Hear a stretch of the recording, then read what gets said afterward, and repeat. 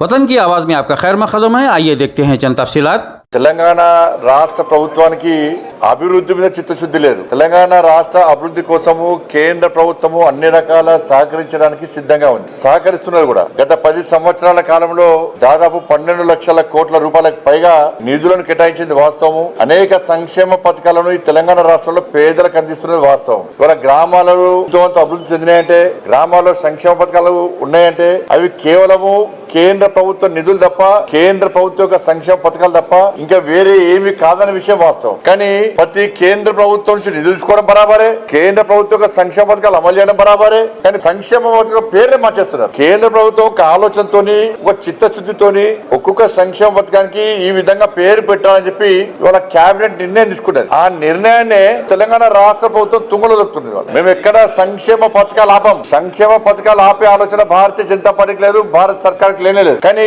కేంద్ర ప్రభుత్వం యొక్క సంక్షేమ పథకాల పేరును మార్చే ప్రయత్నం చేస్తే నేరుగా లబ్ధిదారులకే ఇచ్చే ప్రయత్నం చేస్తాం. మేము రాష్ట్ర ప్రభుత్వం యొక్క ప్రమేయం లేకుండా ప్రధానమంత్రి ఆవాస్ యోజన గాని, గరీబ్ కళ్యాణ్ అన్న యోజన గాని, ఇవాళ మీరు చూడండి, ఇటువంటి సంక్షేమ పథకాలకు రాష్ట్ర ప్రభుత్వం పేరు మార్చింది.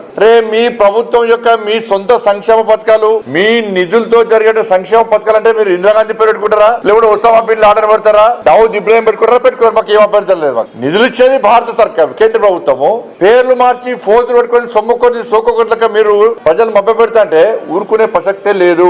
వాళ్ళ ప్రధానమంత్రి ఆవాస్ యోజన గాని, గరీబ్ కళ్యాణ్ అన్న యోజన గాని, వీటిని నేరుగా రాష్ట్ర ప్రభుత్వం ప్రమేయం లేకుండా లబ్ధిదారులకే చెందే విధంగా ఇచ్చే విధంగా కేంద్ర ప్రభుత్వం ప్రయత్నం చేస్తుంది. ఆ విధంగా ఆలోచిస్తుంది. ఆ అవకాశం కల్పించద్దని మేము కోరుతాను. నేను మీరు మేము కలిస్తేనే అభివృద్ధి. వాళ్ళ పేర్ల కోసం కొట్లాడి దానికి నష్టం ఊరికి మీకే నష్టం. పేద ప్రజలకు నష్టం జరిగించే ప్రయత్నమే చేయము, జరగకుండా గట్టి కొట్లాడతాం మేము మీతోని. కానీ పేరు కోసం, ప్రఖ్యాతుల కోసం మీరు ప్రయత్నం చేస్తున్నారు. కాంగ్రెస్ పార్టీ యొక్క ఈ కుటిల యత్నాల వల్ల, కుటిల ఆలోచనల వల్ల తెలంగాణ రాష్ట్ర ప్రజలకు, పేదలకు అన్యాయం జరిగే ప్రమాదం ఏర్పడ్డది. కానీ మీరు మాత్రము పేదలకు ఎక్కడ అన్యాయం చేయం. మా సంక్షేమ పథకాలను, కేంద్ర ప్రభుత్వ సంక్షేమ పథకాలను నేరుగా ఇల్లు వాళ్ళకేస్తాం, డైరెక్ట్ ఇస్తాం. బియ్యం, పప్పులు కూడా వాళ్ళకేస్తాం డైరెక్ట్. బియ్యం ఇచ్చేది, ఫ్రీ ఇచ్చేది మేము ఇస్తాము. ఇలా ఫోటో మీద పెట్టుకుంటారా? ఏమైంది? రేషన్ కార్డు మీద ప్రధానమంత్రి గరీబ్ కళ్యాణ్ అన్న యోజన పెడితే తప్పేమింది అంటున్నాను నేను. మీకుంటే ఇబ్బంది ఏంది? ఇవాళ ఇంద్రమ్మ ఇల్లు అంటున్నారు, పైన ప్రధానమంత్రి ఆవాస్ యోజన అని పెడితే తప్పైంది, ఇబ్బంది మీకు వచ్చిన నొప్పింది, అంత ఇబ్బంది ఏంది మీకు?